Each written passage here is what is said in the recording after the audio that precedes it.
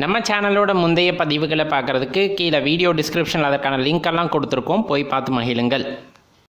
நம்ம சிவபித்தன் சேனல் பிடிச்சிருந்ததுன்னா இந்த வீடியோ லைக் பண்ணிட்டு நண்பர்களோட பகிர்ந்துக்கோங்க.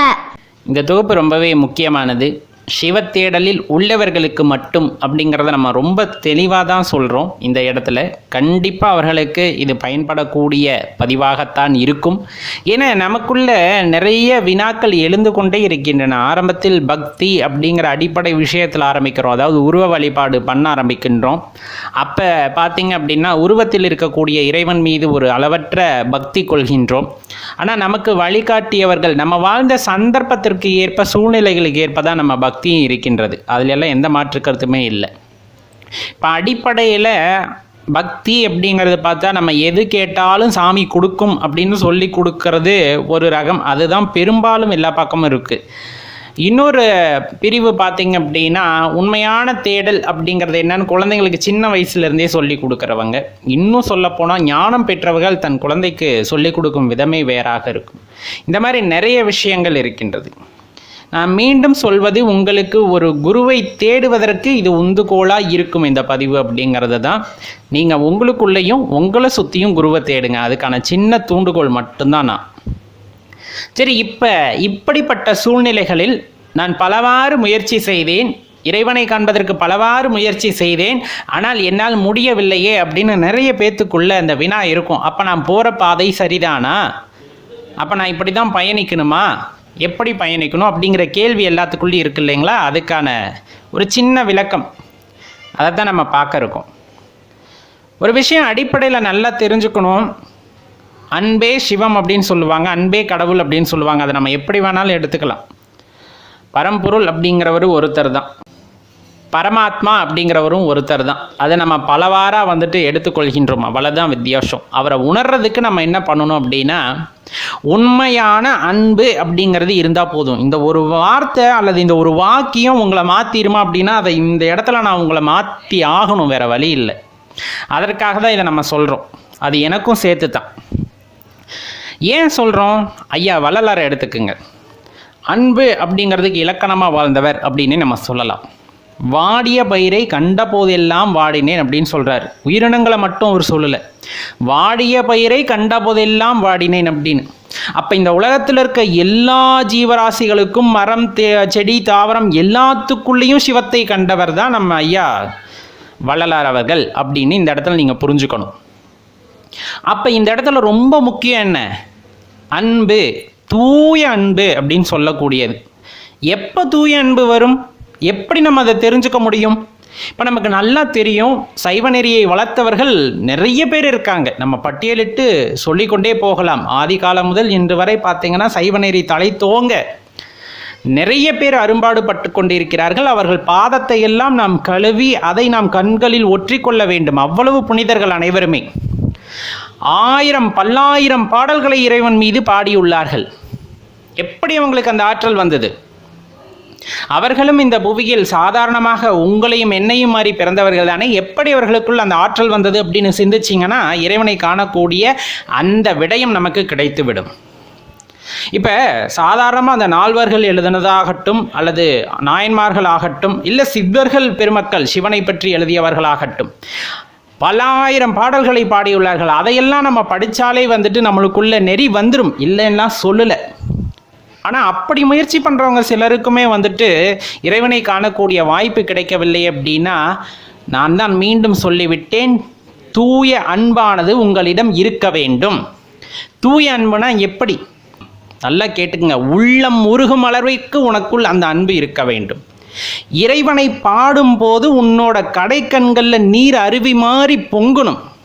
அந்த பொங்குகின்ற அந்த அருவி போல அந்த கண்ணீர் இருக்கு இல்லையா, அதில் உங்கள் உடம்பு நலையணும். அப்படின்னா எப்படிப்பட்ட அன்பாக இருக்கணும் யோசிச்சு பாருங்க.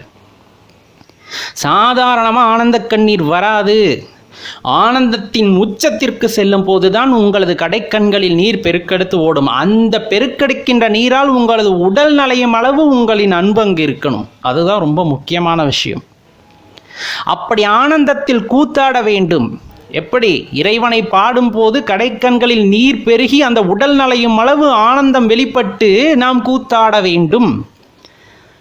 அப்பையும் பார்த்தீங்கன்னா உங்களுக்கே வார்த்தை உதிக்க வேண்டும்.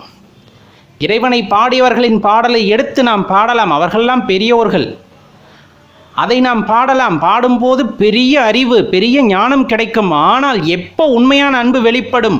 உங்கள் உள்ளத்தில் இறைவனை நினைத்து உங்கள் வார்த்தைகளை கொண்டு பாடலை பாடும்போது தான் உண்மையான அன்பானது அங்கு பிறக்கின்றது. உள்ளம் உருகும் நீங்கள் அப்படி பாடும்போது. அப்படி முயற்சி செஞ்சு பாருங்க, கட்டாயமாக வரும், வராமல் போகாது. எவ்வளவோ சந்தர்ப்பங்களில் நாம் மாட்டி முழித்திருப்போம், திக்கற்று நின்றிருப்போம். எப்படி வெளியே வர்றதுனே எனக்கு தெரியல, இந்த சந்தர்ப்பத்திலிருந்து எப்படி வெளியே வர்றதுனே தெரியல. ஒரு நொடி அப்படி ஸ்தம்பிச்சு நின்றுப்போம், என்ன நடந்ததுனே தெரியாது. அந்த இடத்த விட்டு நம்ம வெளியே வந்திருப்போம். அந்த சந்தர்ப்பத்திலிருந்து நம்மளை இறைவன் அழகாக வெளியே கொண்டு வந்திருப்பார். அந்த ஆச்சரியத்தை உன்னால் பேச முடிகிறதா, உன்னால் பாட முடிகிறதா, அதுதாங்க அந்த இடத்துல உண்மையான அன்பு. அப்படிப்பட்ட உண்மையான அன்பு இறைவன் மீது இருந்தால் அவரே வழிகாட்டுவாருங்க. அவரே உங்களுக்கு குருவாக இருந்து வழிகாட்டுவார். ரொம்ப முக்கியமான விஷயம். இன்னும் பார்த்தீங்கன்னா நிறைய பேர் எனக்கு குரு கிடைக்கல, குரு தேவை அப்படிங்கிற அந்த மனநிலையிலே நம்ம இருக்கோம். ரொம்ப முக்கியமான விஷயம், குரு கிடைப்பதற்கு முன்னால் நாம் அவருக்கு தகுதியான சீடராக இருப்போமா அப்படிங்கிற அந்த கேள்வியை உங்களுக்குள்ளே கேட்டுக்குங்க. ரொம்ப முக்கியம். நம்ம மனசை பண்படுத்த வேண்டியது இருக்குது. என் குருவிற்கு நான் நல்ல சீடனாக இருப்பேன்கிறத நீங்கள் உறுதிப்படுத்திங்க. தினமும் அவ்வாறு உங்களை பூஜித்து வாருங்கள். நான் ஒரு நல்ல சீடனாக இருப்பேன், நான் உண்மையான அன்புள்ளவனாக இருப்பேன், எல்லா உயிரினங்களின் மீது சம உரிமையும் சம அளவு அன்பும் வைக்கக்கூடியவனாக இருப்பேன், நான் ஒரு நல்ல சீடன் தொடர்ந்து சொல்லிக்கிட்டே வாங்க. கண்டிப்பாக இறைவன் நல்ல குருவை உங்களுக்கு கண்ணில் காட்டுவார். உங்களுக்கு சரியான குருவை கண்ணில் வந்துட்டு தென்பட செய்வார். கண்டிப்பாக அவங்களும் உங்களுக்கு வழிகாட்டுவாங்க. அதுதான் ரொம்ப முக்கியம். இந்த இடத்துல இறைவனை அடைவதற்கு உண்மையான அன்பு அப்படிங்கிறது தேவை அப்படிங்கிறது நம்ம சொன்னோம். எப்படி இருக்கணும்?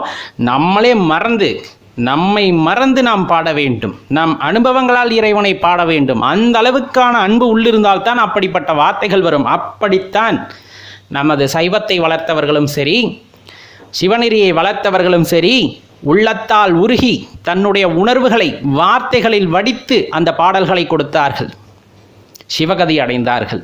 அதுதான் ரொம்ப முக்கியம். சிவ தரிசனமும் பெற்றார்கள். அதே போல தான் எப்படி நான் இறைவனை அடைய முடியும்? திருமூலர் பெருமான் வந்துட்டு ரொம்ப அழகா சொல்றார்.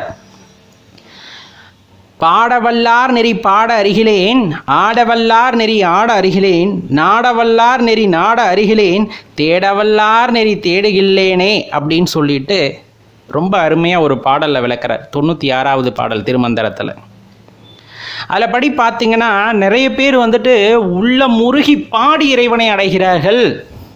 சில பேர் உள்ள முருகி ஆடி இறைவனை அடைகிறார்கள்.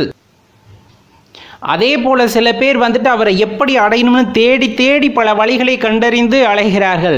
ஆனால் இந்த அளவுக்கு தேடி அவரை அடையணுங்கிற அந்த அடிப்படை கூட எனக்கு இல்லாமல் போச்சே அப்படிங்கிறார். அப்போ இது மூலமாக என்னன்னா அவருக்கு தெரியாமல் போச்சுன்னு சொல்ல, இதெல்லாம் சூட்சமமாக அவர் சொல்கிறார்.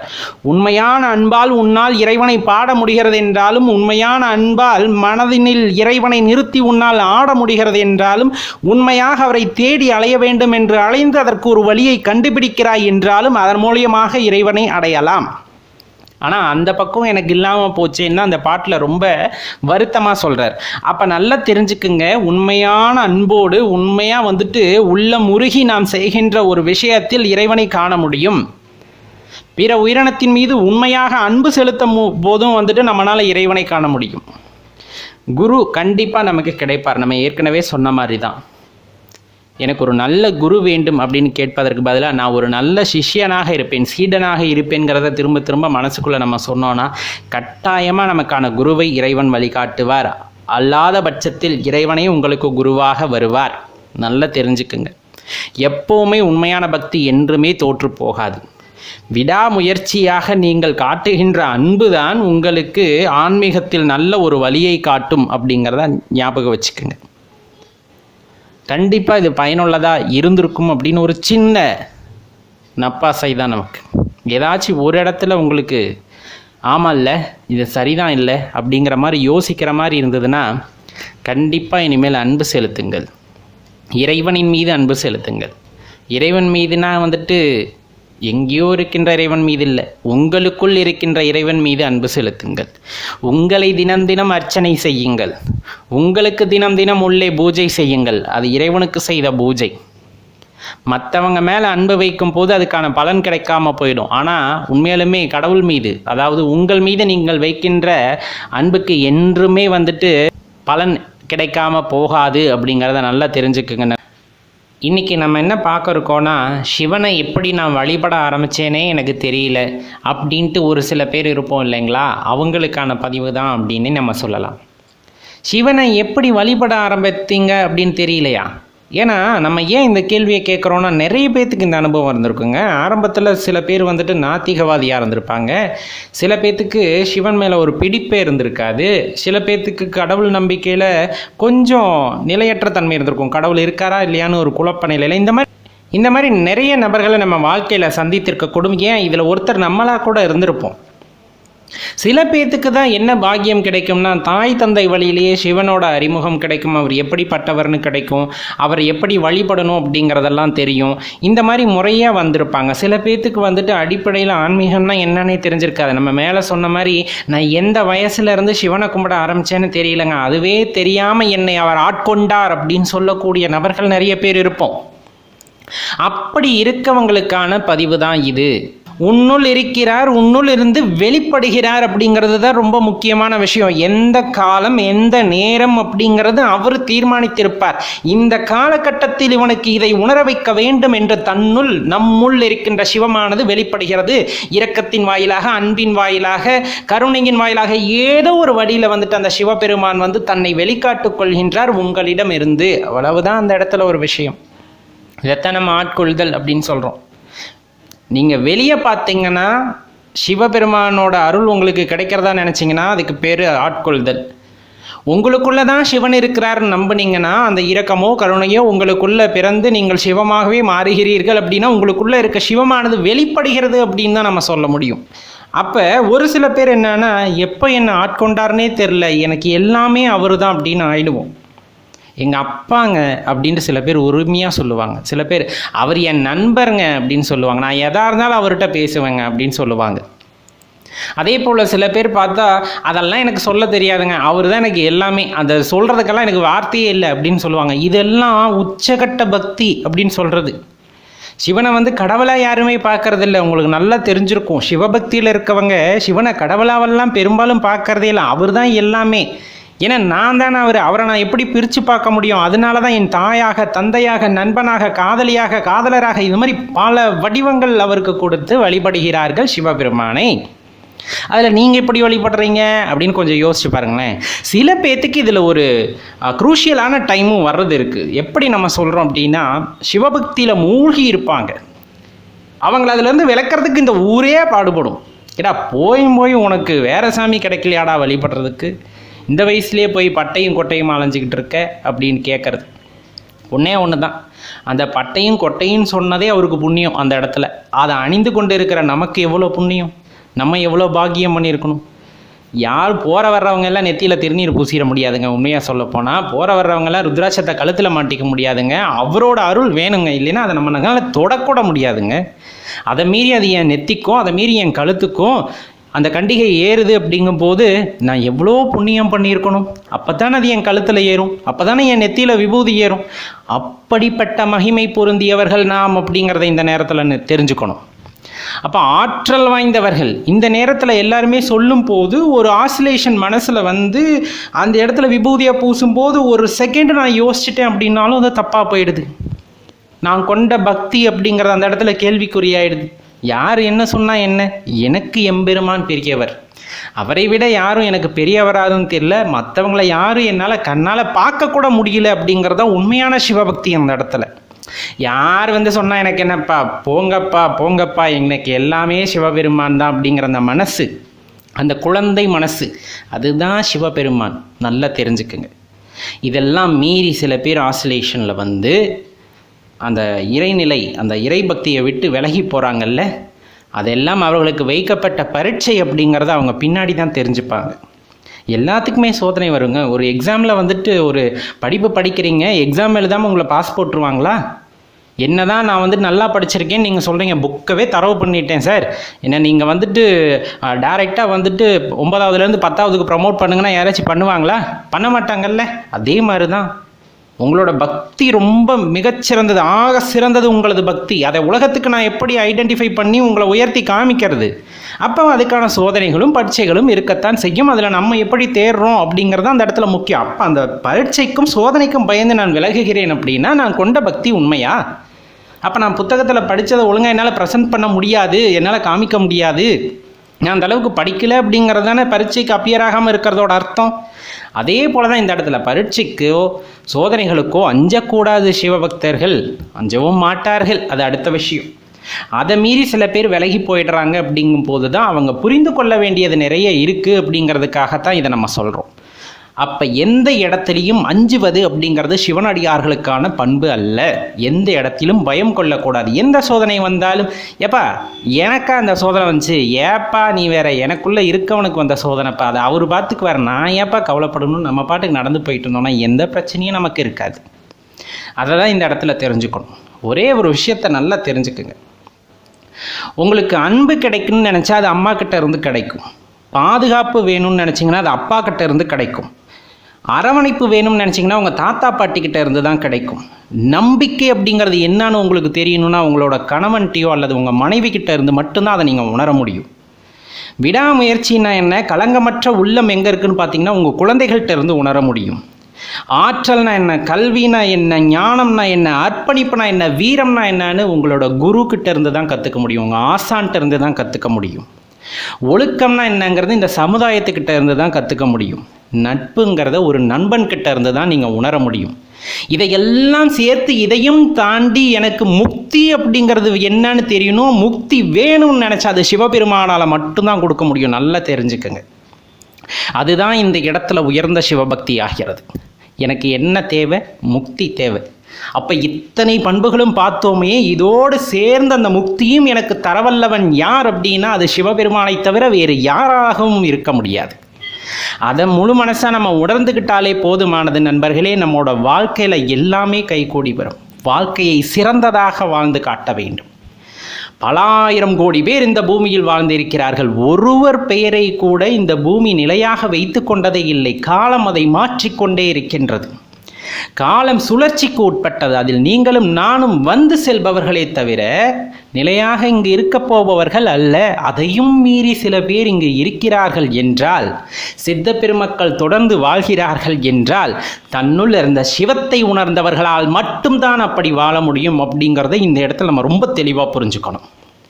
காகபுஜண்டர் சித்தராகட்டும், இன்னும் வரிசைப்படுத்தி கொண்டே போகலாம். 18 சித்தர்களாகட்டும், நவநாத சித்தர்களாகட்டும், இந்த மாதிரி இருக்கிறவங்களா யுகங்கள் தாண்டி பல வருடங்கள் தாண்டி வாழ்ந்து கொண்டிருக்கிறார்கள் என்றால் அவர்கள் தன்னுள் இருந்த அந்த மிகப்பெரிய ஆற்றலை உணர்ந்து கொண்டதனால் மட்டுமே அது சாத்தியமாயிற்று அப்படிங்கிறத தெரிஞ்சுக்குங்க. அப்போ யுகங்கள் தாண்டி நம்மால் வாழ முடியுமான? கட்டாயம் உங்களால் வாழ முடியும். எப்படி? உங்களுள் இருக்கின்ற அந்த இறைவனை உணர்ந்து கொள்ளுங்கள், உங்களாலும் முடியும்.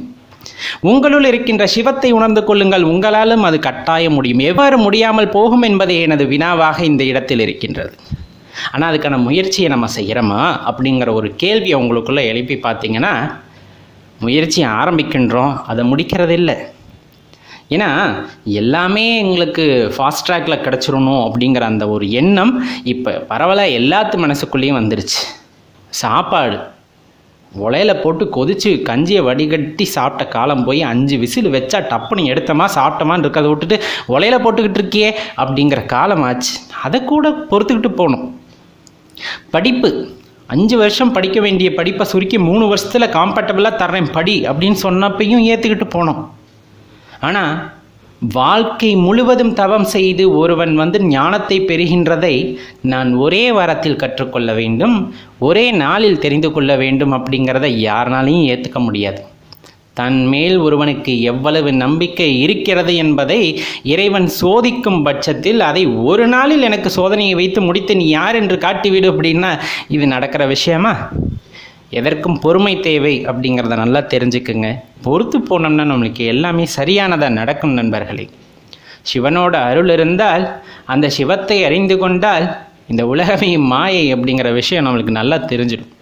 அதுக்கப்புறமா தான் நம்ம இந்த உயிரினங்கள் மேலே எல்லாம் அன்பு காமிப்போம், எல்லாத்தையும் அரவணைத்து போவோம், போட்டி பொறாமைகள் இல்லாமல் வாழ்வோம் அப்படிங்கிறது எல்லாத்துக்கும் அதுக்கப்புறம் படிப்படியாக தெரிய ஆரம்பிச்சிடும். இந்த பதிவு உங்களை நிறைய யோசிக்க வச்சுருக்கலாம், இல்லை ஒன்றுமே இல்லாமல் ரொம்ப உப்புச்சப்பு இல்லாமல் இருக்குன்னு கூட நீங்கள் நினச்சிருக்கலாம். ஆனால் ஒரு தடவைக்கு 2 தடவை போட்டு பாருங்கள், கண்டிப்பாக இதில் சொன்ன சூட்சமங்கள் நிறைய இருக்கின்றது. உங்கள் வாழ்க்கையை அது வழி நடத்தும் அப்படிங்கிறத நல்லா தெரிஞ்சுக்குங்க நண்பர்களே. உங்கள் நண்பர்களோடையும் பகிர்ந்துக்குங்க. நம சிவாய. நன்றி, வணக்கம். நம்ம சேனலோட முந்தைய பதிவுகளை பார்க்குறதுக்கு கீழே வீடியோ டிஸ்கிரிப்ஷனில் அதற்கான லிங்க் எல்லாம் கொடுத்துருக்கோம், போய் பார்த்து மகிழுங்கள்.